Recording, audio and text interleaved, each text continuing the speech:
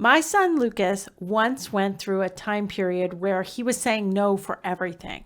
I recently got asked a question by one of my online community members. The question was what to do if your child or clients answer every question with no.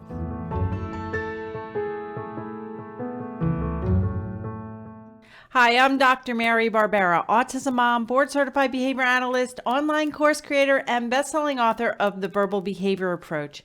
Each week, I provide you with some of my ideas about turning autism around. So if you haven't subscribed to my YouTube channel, you can do that now. So today, I am sharing an excerpt from a question during one of my live Q&A sessions discussing what you can do for a child who constantly says no. My son is 4.5 and attends a regular preschool.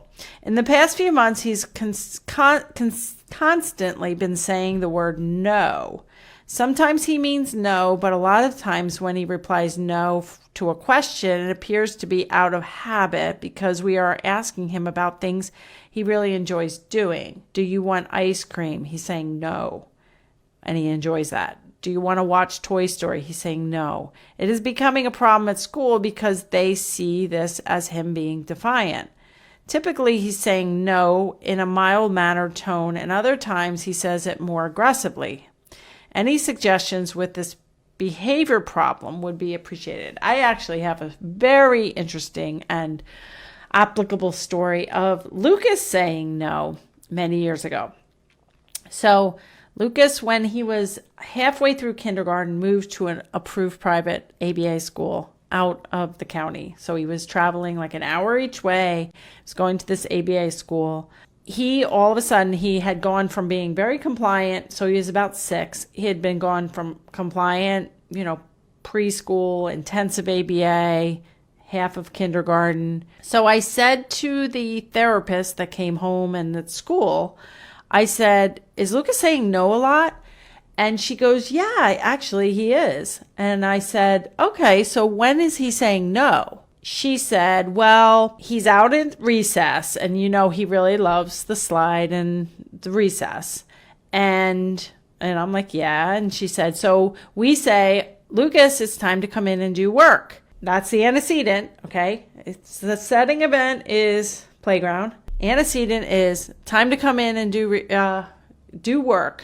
The behavior is him saying no. And then I'm like, okay, so we got the A, the antecedent. We have the B, the behavior is no. And I was like, okay, so what happens? Looking for the consequence, the C. And she goes, well, you told us that we shouldn't drag him in or we can't physically pull him in. I'm like, yeah. So we say, well, we don't have to do work. Come on, let's go in. We'll have some pretzels. We'll watch Barney. So they basically reinforced no, him saying no, by making the task easier, more reinforcing. And then I'm like, okay, so now I understand where this no is coming from. You're reinforcing it. So anytime a behavior is going up, someone or some people are reinforcing it.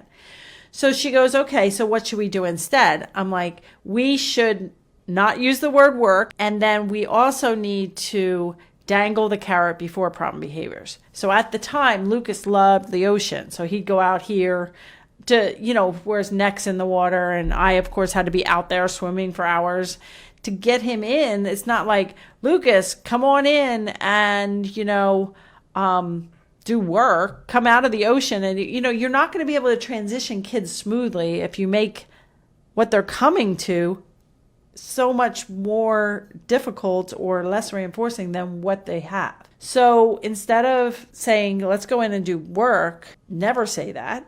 Always have a transition into, you're taking him from a 10, not to a 2, but you're taking him from a 10 to a 9, back up to a 10, maybe to an 8, back up to a 9. And throughout his day, he is not being crashing and being offered something that's a 2.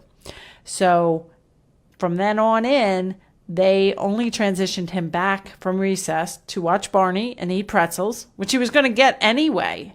But they did that before no. And then they showed him, we're not coming from a 10 to a 2. We're coming from a 10 to a 9. That's my question. That's my question for you, is find out who's reinforcing the no, when it's happening the most, when it started, and start reversing that.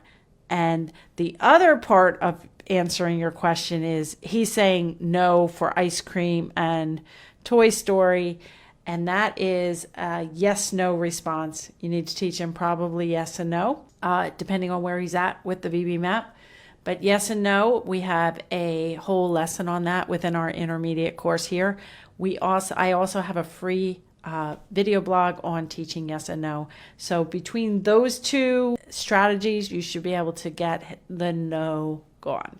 I hope you enjoyed this short snippet. Wherever you're watching this, I'd love it if you would leave me a comment, give me a thumbs up, share this video with others who may benefit. And for more information, you can attend a free online workshop at marybarbera.com/workshop. And I'll see you right here next week.